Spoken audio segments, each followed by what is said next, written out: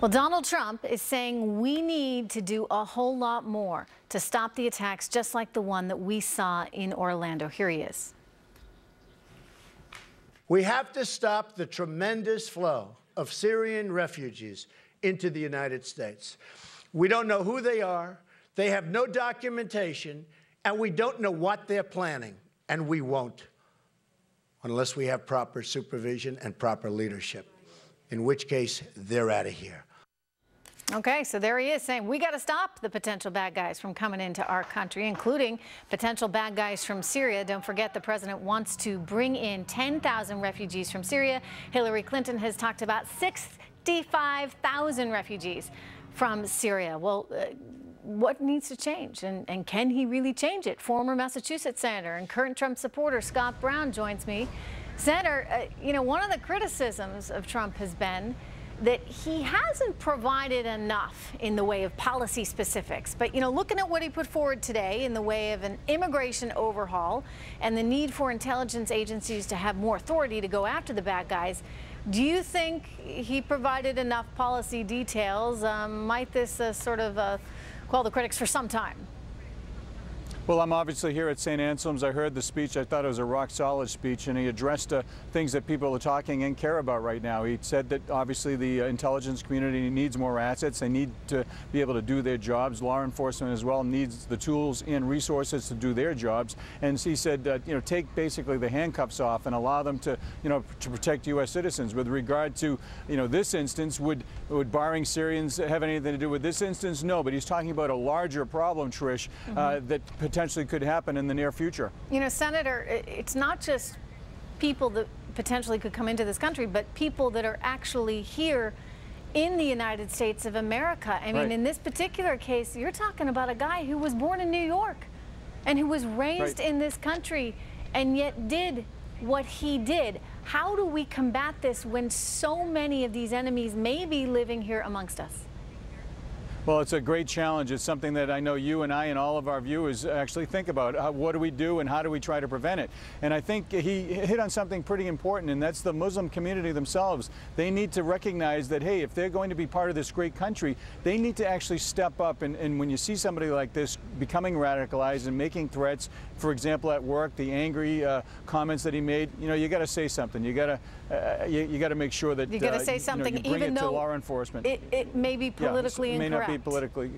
Yeah, well, you know what?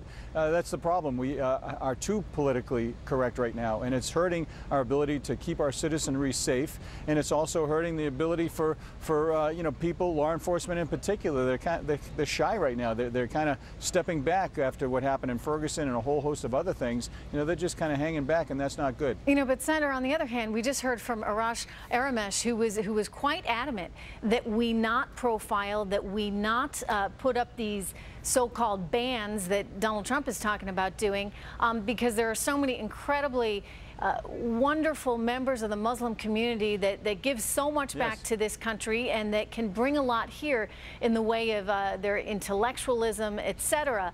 He said. So, how do we navigate this here? If you say, okay, we're not going to be politically correct, but we need to get the best of this community, because that is in part how we grow as a nation and become more and more powerful, including from an economic basis, while simultaneously keeping everyone safe. Well, that's the great challenge, Trish. I think you've nailed it. And if you look at what's happening right now, just to have people come in, as our FBI director said, without any checks whatsoever is silly. It's dangerous and quite potentially lethal in the future. I think it's important for those very same Muslim leaders to be part of that vetting process so we can actually bring in those wonderful Muslims. But I don't think a temporary ban is inappropriate, especially from war-torn areas, when we have no vetting process, no ability to check who they are and what their beliefs are. I think it's appropriate to get the president, the speaker, the majority leader, and the minority leader, and all the people who are concerned about this, get them in Washington and get them working on this very important issue. Senator, it's all screwed up. I'd like to also get your reaction to Hillary Clinton's speech that she made earlier today, and I'm going to quote from it. Here's what she said. Here's what we absolutely cannot do. We cannot demonize Muslim people. And she essentially is saying that this is what Donald Trump's doing. He's dividing us apart instead of bringing us together, and he's creating an enemy in the way of Muslims. Your response? Well, I disagree with her. I thought some of her points were good. I had the very same question. How does a guy who's been interviewed by the FBI 3 times get a gun? How does he actually work for a security company that has contracts with the U.S.? At some point, we have to just say, you know what, this guy's radicalized, and/or if he's not going to be arrested, then he has to have some of those abilities to purchase weapons and other types of things taken away. Yeah, demonizing Donald Trump, that's nothing new for Hillary Clinton. The approach that she and the president are using right now absolutely is not working. So I think we need to take a different route, and that's why obviously me and many others are supporting Mr. Trump. Yeah, I think it's interesting that you make that point, which I think is a very sensible one, on how, you know, if a guy's been investigated for terrorism twice by the FBI, how the heck he gets a gun and is able to clear a background check is a big question. Right. And that's something that I think will become a bigger and bigger issue in the coming days, and one that frankly both parties ought to be able to agree on. Thank you, Senator. Listen, we have to work together. Thank you, Trish. Yeah, you bet. That's important, working together right now, because this is a very real threat. You know, it's hitting home. This can